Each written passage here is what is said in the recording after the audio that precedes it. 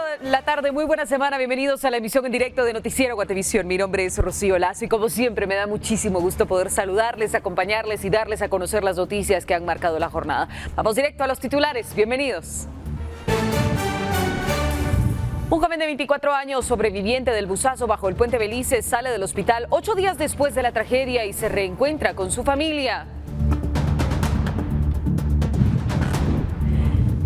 El viceministerio de Transporte anuncia que se sancionará a la empresa dueña del autobús que cayó al barranco en la calzada La Paz y que causó la muerte de 54 personas el 10 de febrero último.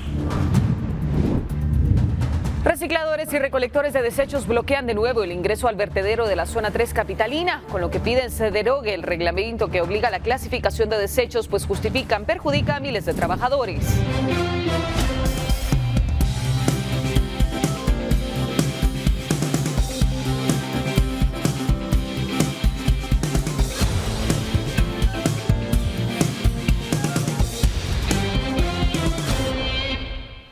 Iniciamos de lleno con las noticias. El viceministro de Transporte, José Suriano Bueso, confirmó que se implementará una sanción a la empresa dueña del autobús que se accidentó en la calzada La Paz el pasado lunes.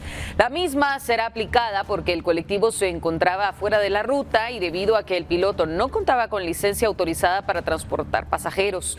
La ley establece que los pilotos de transporte de pasajeros deben circular con licencia tipo A. El conductor de este autobús tenía una licencia tipo C. En total, la empresa deberá pagar ante las autoridades 15,000 quetzales de multa. El viceministro indicó que se encuentran trabajando para actualizar el marco regulatorio para implementar otro tipo de controles. Y en sentido, pues, todo ese contexto para contestar la pregunta, sí va a ser sancionado.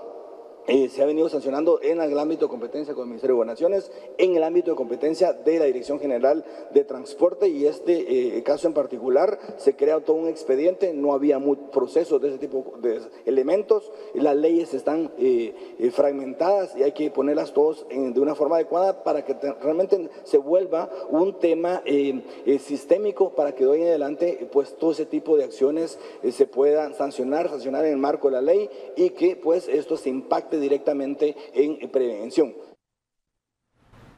Ha pasado una semana desde que ocurrió una de las tragedias más grandes en nuestro país. Hoy recordamos este terrible suceso que ha enlutado no solo a las familias de las víctimas, sino al país entero. Esta es la crónica.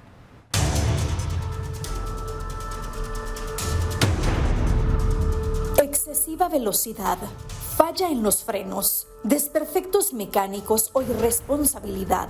La causa del trágico buzazo en la zona 6 es aún incierta. Lo que sí es un hecho es que más de 50 familias hoy viven un infierno al haber perdido a un ser querido. Una cartulina pegada fuera de la morgue improvisada era actualizada con los nombres de los fallecidos. 54 en total, quienes habían salido en la madrugada de sus viviendas para poder llegar a tiempo a sus trabajos. Familiares esperaron durante varias horas para obtener información, pues muchos de ellos debían confirmar que su familiar o amigo, ese que no les contestaba el teléfono o no había llegado a su lugar de trabajo, iba en ese bus. Pasaron las horas y poco a poco iban confirmando las muertes. Noticias que nos dieron escenas de verdadero dolor. Así fue como la larga espera terminó para muchos, convirtiéndose en un infierno y luto nacional. En total, el bus llevaba 66 pasajeros, incluyendo al piloto y ayudante, quienes también fallecieron. Para su rescate, bomberos voluntarios y municipales en conjunto trabajaron durante varias horas, enfrentándose a cambios de clima, aguas negras y la infraestructura del bus de transportes Tineca, que tuvo que ser cortada con equipo hidráulico. Los bomberos voluntarios declararon que se encontraban en una condición difícil para trabajar, pero habían logrado apoyarse en los vecinos del sector, quienes habían colaborado para trasladar los cuerpos extraídos del bus y del agua hasta la superficie, con el objetivo de movilizar los cadáveres hacia el centro comunal. Entre sollozos y lágrimas, uno de los bomberos que participó en la jornada narró que entre los fallecidos había niños. Creo yo que es una de las tragedias más complicadas de trabajar que hemos tenido. Sinceramente, el lugar, el estar entre el río, hay muchas dificultades que nos han puesto la labor un poco más difícil, pero más o menos estamos aquí desde las 5:10, 5 de la mañana más o menos. Los compañeros, los primeros que llegaron al lugar, no dudaron en bajar hasta este río y empezar a sacar a todas las personas, empezarlas a evaluar, empezar a clasificar y poder realizar la labor. No, realmente creo yo que tragedias como estas tal vez se asemejan las del Chilero, las de la vuelta al Chilero, otras emergencias que se han cubierto que tal vez no han tenido tantas personas fallecidas, pero han sido emergencias bastante fuertes. Pero esta sin duda vuelve a marcar el corazón de todos nosotros y de los guatemaltecos. ¿Rescataron niños? Lamentablemente sí. Sí había niños aquí.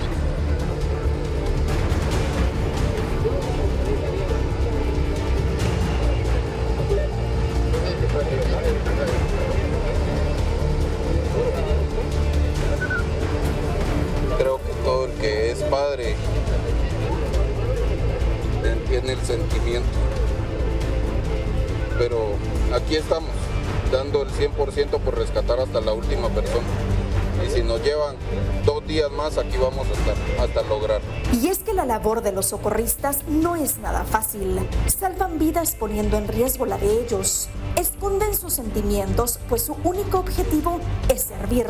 Así, tras horas de lucha, lograron rescatar a todos los tripulantes del bus.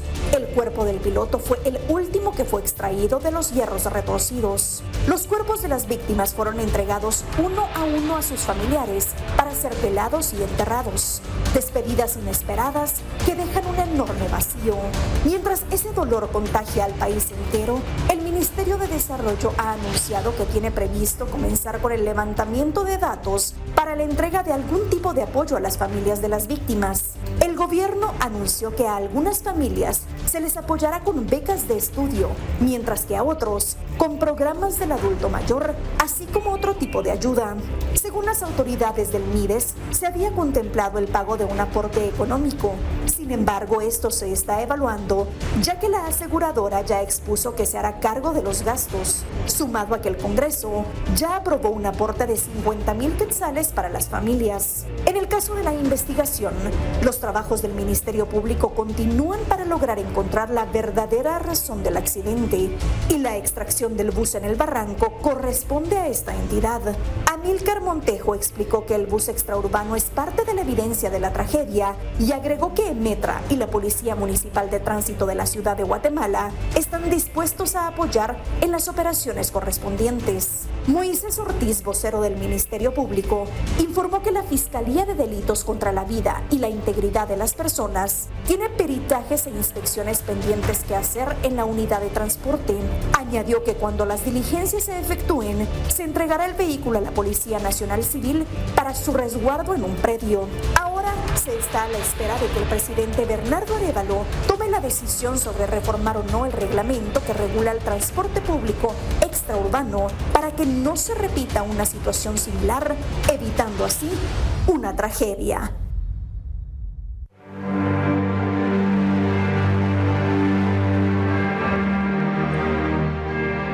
Son los rostros de la tragedia. Guatemala está en duelo nacional por la muerte de 54 personas. Para honrar la memoria de las víctimas del busazo de la Zona 6 y en respeto al duelo de sus familias, este espacio rinde un homenaje a quienes nunca regresaron a sus hogares ni alcanzaron su destino. Hombres, mujeres y niños que dejan un vacío en sus familias, amigos y compañeros. Personas que quedarán en el recuerdo de los suyos con ese último beso, abrazo o esa última plática. Honramos a esos padres, madres, esposos, esposas, abuelos o abuelas, hijos e hijas, todos con un futuro por delante, quienes empezaban su jornada a las 3 de la mañana para poder llegar a tiempo a su lugar de destino en la capital, la mayoría a sus lugares de trabajo, donde durante largas jornadas luchaban por obtener un ingreso económico. Estos rostros no son una cifra, son la realidad de nuestro país, una realidad que no debería volver a repetirse. Que descansen en paz. Y bueno, Juan Ortiz es uno de los 9 sobrevivientes del accidente de bus ocurrido en la calzada La Paz.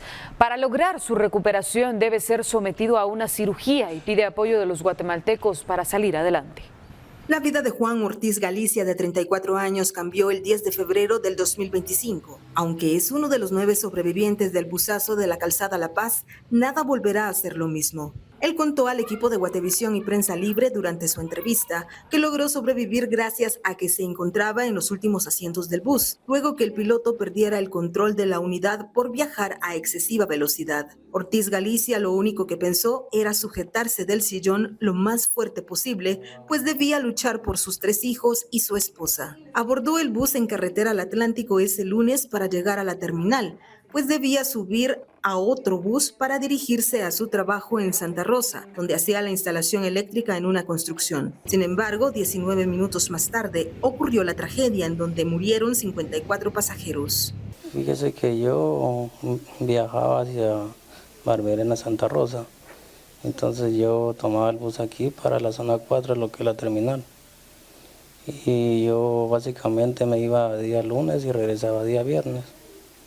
Entonces así fue como tomé el bus a las 4 de la mañana aquí y fue que pasó el accidente. Cuando me trasladaron al Hospital General, pues se hablaba de operación y en cierta forma pues yo también me siento culpable porque yo les supliqué a todos los doctores que hicieran lo posible por descartar una operación.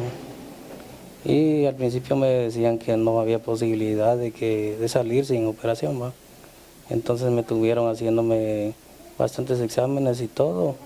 Y al final me dijeron pues sí logramos descartar la operación y que ya tenía salida el día martes prácticamente al mediodía.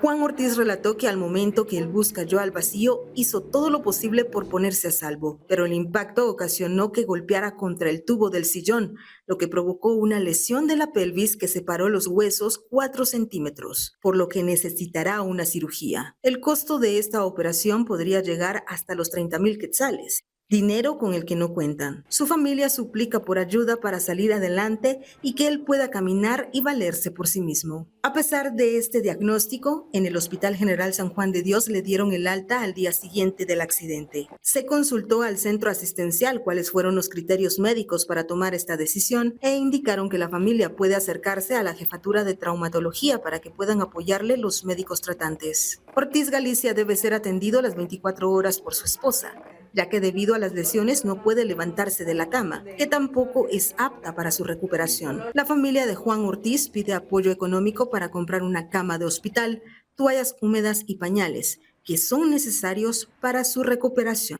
Si usted desea apoyar, puede hacer su donativo a la cuenta de ahorro de Banrural 4447-152-115 a nombre de Paola Díaz. 4 pacientes fueron atendidos por el accidente en el Hospital General San Juan de Dios, quienes presentan fracturas que sufrieron dentro del bus. Fueron identificados como José Moisés Dávila Ayapán, Carlos Josué Rodríguez González, Feliciano Abimael Sánchez Paredes y Juan Gabriel Ortiz Galicia. Mientras que en el Hospital de Accidentes del Instituto Guatemalteco de Seguridad Social fueron atendidos Carlos Enríquez y Fuentes Solís, de 61 años, por una fractura del fémur derecho, Nelson Obdulio Canté Flores, de 53, por fractura de clavícula, Ovidio Vélez Palencia, de 42, por desprendimiento del cuero cabelludo, José Vicente Carrera Cuán, de 50, quien presenta varios golpes, y Edwin Rosendo Alvarado Arizandieta, de 60, que es uno de los pacientes más graves que permanecen en el intensivo ventilado, debido a varias fracturas en el rostro, lesiones en el vaso e hígado y una posible lesión medular. El diagnóstico de este paciente es incierto y permanece inconsciente. Con imágenes de Esvin García, reportó para Noticiero Guatevisión, Lourdes Arana. Con profundo pesar, guatemaltecos se siguen acercando al lugar en donde el bus cayó a un barranco de más de 20 metros de profundidad. Su objetivo es pedir por el alma de los fallecidos y también por sus familiares.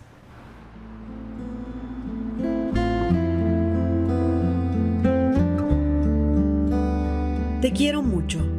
Espero que estés en un lugar mejor. Te amo y un gran abrazo al cielo. Te amo, jefe, y espero verte algún día. Estas fueron las palabras de despedida escritas en una tarjeta por el hijo de una de las víctimas mortales del busazo registrado hace una semana. Este último mensaje fue dejado en el lugar de la tragedia, en una tarjeta con forma de corazón, ya que es el primer día del cariño que esta familia pasa sin su ser querido. Sin embargo, no es la única muestra de afecto que queda en el sitio. Con flores, veladoras e incluso una tarjeta de despedida, los guatemaltecos se acercan al lugar de la tragedia, en la calzada La Paz, en donde hace cerca de una semana un bus cayó a una hondonada causando la muerte de 54 personas. Mi esposo nos trajo, nos dijo vamos a ver dónde fue el accidente y por eso venimos a ver. ¿Cuál es su impresión de estar acá en el lugar en donde pues se dio esta tragedia? La situación, mire, a mí me duele solo verlo, ¿verdad? Y ahora sentir todo eso que pasaron. No iban a quedar vivos con toda esa situación, ¿verdad? ¿Desde dónde fue todo? Como esta familia, muchos se acercaron dejando sus vehículos estacionados en el carril derecho de la ruta. La mayoría de curiosos trataba de explicarse cómo ocurrieron las cosas. Lo cierto es que muchos concluían en el sentimiento y el dolor que esta tragedia dejó en el país. ¿Qué impresión le ha causado estar acá en el lugar? Tristeza por todas las personas que fallecieron, que perdieron la vida. Niños, ¿verdad? Todos los niños. Sí, en su caso, pues vemos que es padre de familia. ¿Cuál es ese sentimiento de estar acá? Créame que yo el día que yo vi eso, cuando vi los bomberos llorando, pues, me entró nostalgia, melancolía. ¿Por qué? Porque los niños sufriendo por algo que pasó, ¿verdad? Entonces es un dolor que se siente, pues yo tengo mis hijos, y yo vivo por ellos, y duele, es un dolor. Y venimos acá, ¿verdad? A ver lo que pasó, pero le pedimos mucho a Dios por las familias que quedaron así desamparadas, ¿verdad? El ambiente en el sitio es desolador. Por esa razón hay quienes llegan con la esperanza de darle luz a las almas que ya no están. Además de las veladoras, un rosario y la carta de despedida, hay una corona de flores que fue colocada como homenaje a Germán Hernández, de nacionalidad mexicana, otra de las víctimas. Así es como el luto persiste en el corazón de miles de guatemaltecos a una semana del accidente que provocó la muerte de 54 personas y por lo que muchos deciden acercarse a orar en memoria de los pasajeros muertos. Con imágenes de Eric Ávila para Noticiero Guatevisión, Rosemary Ávila. Carlos Josué Rodríguez, de 24 años, es dado de alta luego del accidente de bus en Calzada La Paz. A 8 días de la tragedia, sus familiares agradecen que pueda volver a su casa. Lourdes Arana se encuentra en el Hospital General San Juan de Dios. Lourdes, nos tienes más detalles. Buenas tardes, cuéntanos.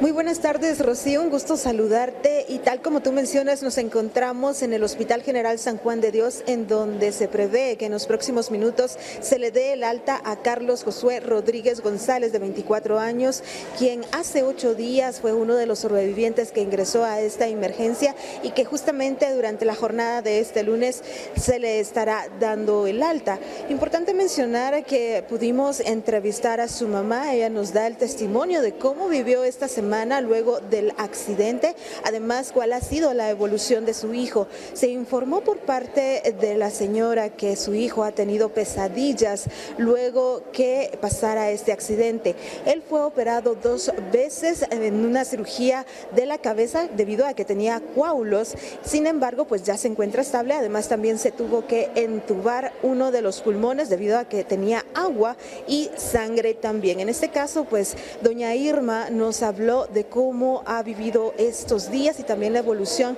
que ha tenido Carlos Josué durante las últimas horas. Pues gracias a Dios mi hijo ya está mejor, ya evolucionó bastante. Según me dijo ayer el doctor ayer, que él lo trató desde el principio de la emergencia, ¿verdad? Hasta ayer tuve la dicha de conocerlo y él me dijo que él ya estaba mejor, que él había evolucionado bien, ¿verdad? Y que a Dios gracias que la está contando él, ¿verdad? Gracias a nuestro Señor que él ya va a salir el día de hoy, pues, ¿verdad? ¿Qué cirugías fueron las que le hicieron a él? ¿Qué fue lo que le comentaron a él también de su estado de salud? Pues según me dijeron que eran 2 cirugías que él tuvo el día lunes en la cabeza, ¿verdad? Y un entubamiento en su pulmón, ¿verdad? Que él estuvo así casi toda la semana, puros antibióticos, ¿verdad? Pero sí, ya el día de ayer le quitaron el tubo a él en la mañana, ¿verdad? Ya cuando yo vine en visita, ya él ya no lo tenía ya. No sé, sí, ya no lo tenía él, ¿verdad? Y ya gracias a Dios, y su herida pues ya se le mira un poco ya mejor, ¿verdad? ¿Cuál es el tratamiento que tendrá él luego de salir del hospital, tomando en consideración estas operaciones y también el entubamiento? Pues la verdad, el doctor me dijo ayer que él me iba a decir el día de hoy qué medicamentos él va a llevar y cómo va a ir con sus tratamientos, porque como él también tiene que ir a tratamiento psicológico, ¿verdad? Porque él no se le puede hablar mucho de eso, ¿verdad? De lo que él pasó el día lunes, ¿verdad? Señora, como mamá de Carlos, ¿cómo se siente una tragedia en la que ocurre hace una semana y hoy tiene la gracia de poderlo ya sacar de... Pues le doy gracias a Dios que él está bien, que Dios le dio un propósito de vida, ¿verdad?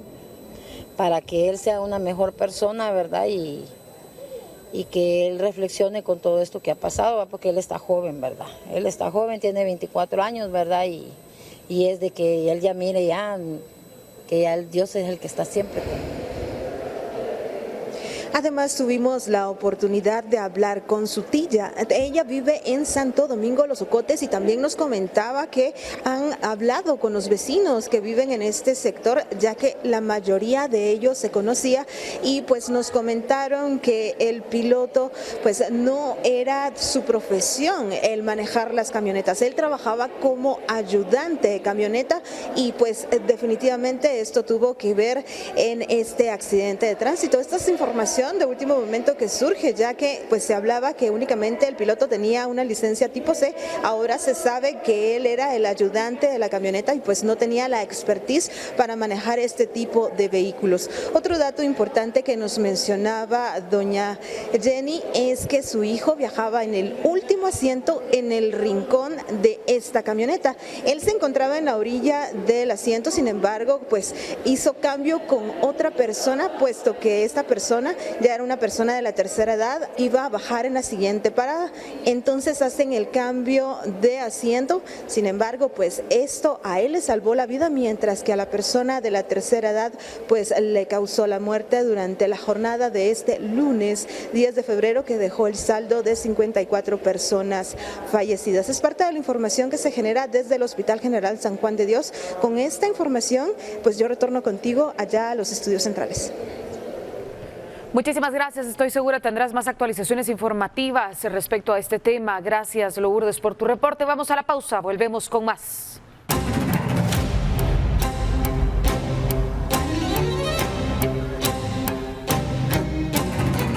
Las personas siempre dicen es que se me cruzó un niño y eso ha causado varios accidentes, motociclistas derrapan.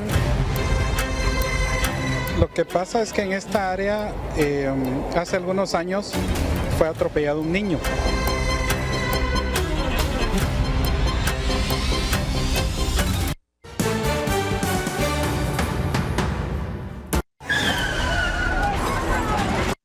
Otra vez el prompter, muchachos.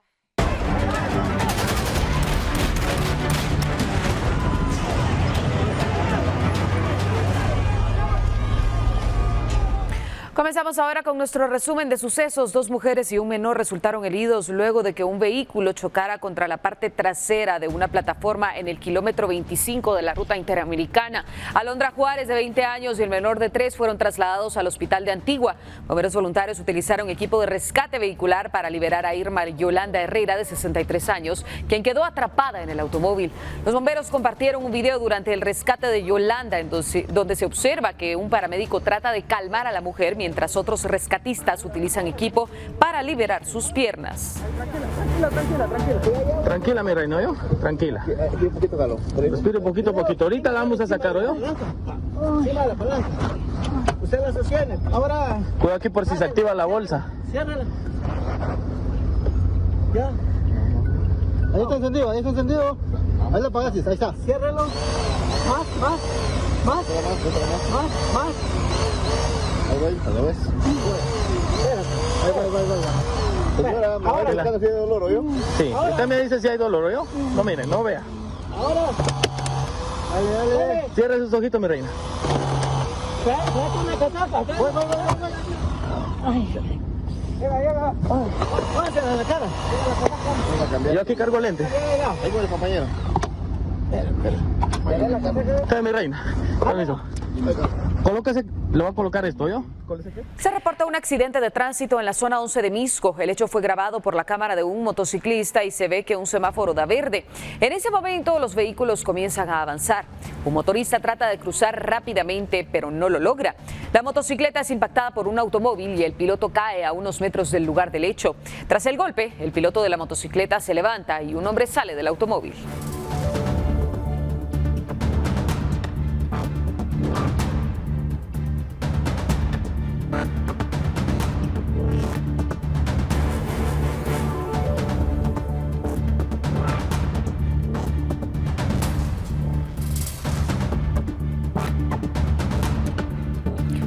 Dos vehículos chocaron en la ruta interamericana kilómetro 116, jurisdicción de Las Trampas. Bomberos voluntarios atendieron a Mario Ventura, de 34 años, quien fue trasladado al Hospital Nacional de Sololá. En el lugar fueron auxiliados Byron García, de 48 años, y Aurora Martínez, de 29. No presentaban heridas de gravedad. En el lugar fueron desplegadas autoridades de tránsito para la regulación de vehículos.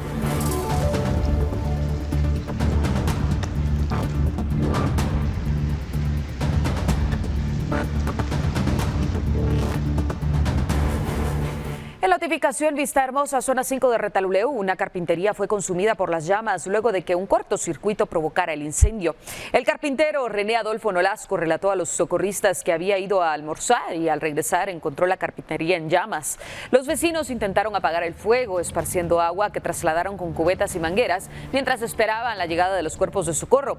El fuego avanzó rápidamente por la madera. El acceso fue complicado para los bomberos por lo estrecho del camino y perdieron todas sus pertenencias. Las pérdidas no han sido cuantificadas.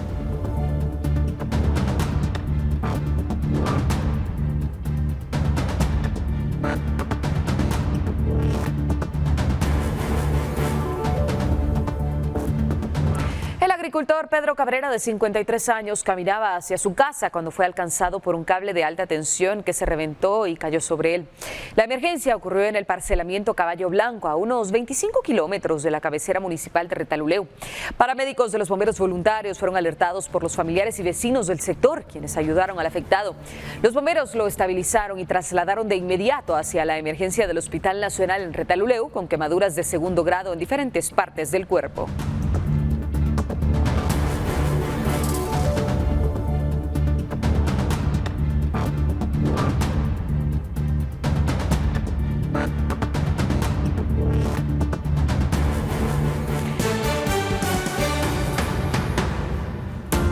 Estamos de vuelta y nuevamente este lunes 17 de febrero, recicladores y recolectores de desechos bloquean el ingreso del relleno sanitario en la zona 3 de la capital. Los manifestantes piden se derogue el acuerdo 164-2021 que ordena la clasificación de desechos que entró en vigor el 11 de febrero. La Policía Municipal de Tránsito informa que el grupo de personas está en la 30 calle y tercera avenida de la zona 3 en un vertedero municipal. En protestas anteriores, los inconformes han indicado que la ley de la clasificación de desechos afecta a 30,000 personas que trabajan en el vertedero de la zona 3 capitalina. Los recolectores permanecen en el ingreso, donde está interrumpido el tránsito de camiones con desechos. Una de las personas que se dedica a reciclar manifestó que durante varios años ha separado desechos y ahora con esta nueva ley se verá afectada en sus labores. Añadió que unas 11,000 personas se dedican al reciclaje en el lugar y se verán perjudicados en su economía.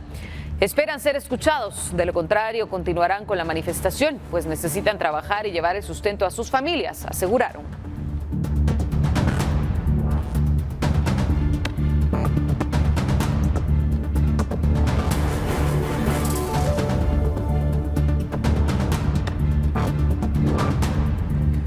Guatemala continúa recibiendo vuelos con migrantes retornados desde Estados Unidos. Sin embargo, aún no se ha registrado a retornados con otras nacionalidades. Las autoridades aclararon el procedimiento que se seguirá con ellos. Leslie Sánchez nos cuenta los detalles. Leslie, vamos contigo. ¿Cómo estás?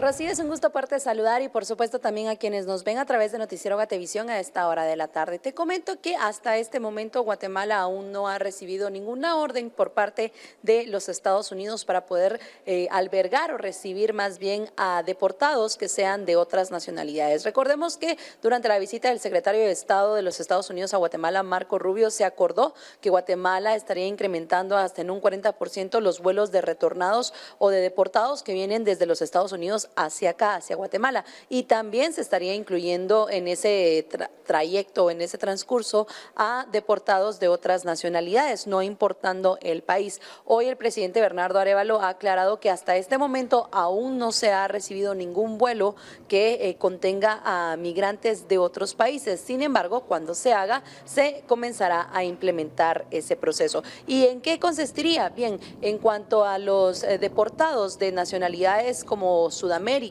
o incluso de América Insular, ellos tendrán o estarían en Guatemala por un periodo de 72 horas y posteriormente Guatemala se encargaría de poderles facilitar su regreso a su país de origen. Pero en el caso de los centroamericanos, háblese de hondureños o de salvadoreños, el proceso es diferente según lo ha explicado el presidente Bernardo Arévalo. Escuchemos. Todo ciudadano centroamericano es, de acuerdo a la Constitución política de la República, guatemalteco de origen en potencia. Tiene el derecho establecido ya en el marco legal de permanecer en el país por un término de 90 días, simplemente por llegar al país, y a continuación tiene la posibilidad de hacer una solicitud para residencia temporal, posteriormente residencia permanente e incluso nacionalización. Estos derechos no fueron definidos ahora, esto es el marco constitucional y legal dentro del que opera el país. No obstante, hasta este momento, según lo recalcaba el presidente, todos los vuelos que se han recibido por parte de los Estados Unidos, tanto vuelos militares como vuelos comerciales con migrantes retornados, únicamente han incluido a guatemaltecos hasta el momento. Pero por supuesto todos los detalles usted lo verá a través de Noticiero Guatevisión y es con ello que regreso contigo, Rocío, con imágenes de Emilio Chang, reportó Leslie Sánchez. Y las autoridades de seguridad del país están preocupadas por la poca información que tienen de muchos migrantes en tránsito en el país, principalmente porque la mayoría de los involucrados en el ataque armado en el kilómetro 22 de carretera del Salvador eran extranjeros, justamente. Henry Montenegro nos tiene el reporte. Henry, ¿cómo estás? Adelante.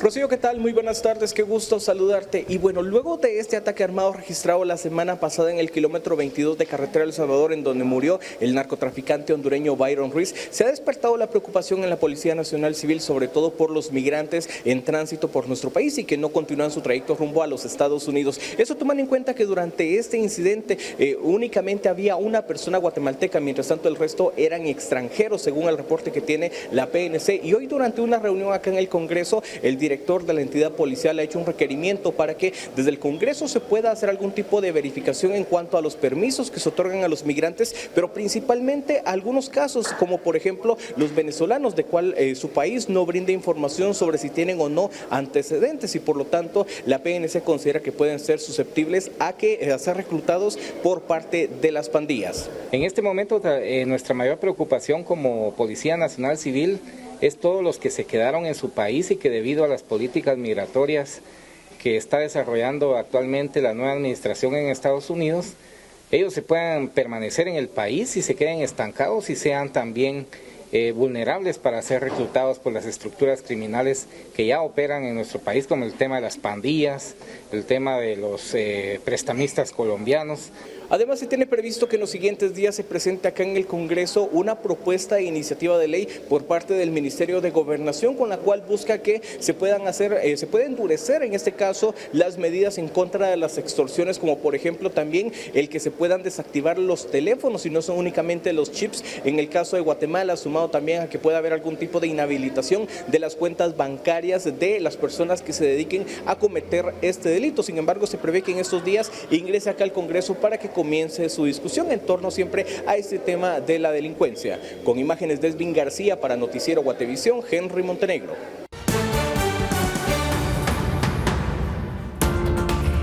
gusto saber que sigue con nosotros. Vamos ahora con Carlos Paredes. Él está en el kilómetro 44 de la autopista Palín-Escuintla. En esta autopista, como sabemos, hay complicaciones para transitar. Vamos con tu reporte, Carlos. Cuéntanos cuáles complicaciones son. Saludos, Rocío. Buena tarde a la audiencia de Guatevisión. En efecto, estamos en el kilómetro 44, en donde el mes de junio del año pasado pues se diera un hundimiento. Esto a raíz de todos los lajares que bajaron desde el volcán de agua. Resaltar que desde ese entonces el transitar por esta autopista ha sido sumamente complicado. Comentar que los trabajos que se realizan precisamente acá en el kilómetro 44 para poder pues, ya habilitar por completo esta ruta ya han ido avanzando. Y es que ya el nivel de la plataforma que está al lado norte ya ha alcanzado pues, la altura de los dos carriles auxiliares que fueron habilitados. De esta cuenta también se tienen los trabajos que se vienen realizando en todo este sector y que para seguridad de los automovilistas, así como de quienes laboran en este sector, pues en determinados momentos Provial realiza la coordinación para que se detenga el tránsito para pues, garantizar la seguridad tanto de los que utilizan esta ruta, así como para las personas que están laborando. Comentar que del lado sur de este mismo hundimiento también ya la plataforma va alcanzando el nivel que se desea, y es que se están trabajando en horarios extendidos, según ha comentado la empresa A Construcciones en otras ocasiones, que esto se hace para poder avanzar en estos trabajos, ya que se tienen que entregar en el mes de marzo. Es de reiterar que la inversión de estos trabajos tan solo acá en el kilómetro 44 es de más de 59 millones de quetzales, y es que se espera que esta ruta pueda quedar completamente habilitada en el mes de marzo, y con ello han indicado las autoridades del Ministerio de Comunicación se tendrá rehabilitada esta ruta antes de Semana Santa.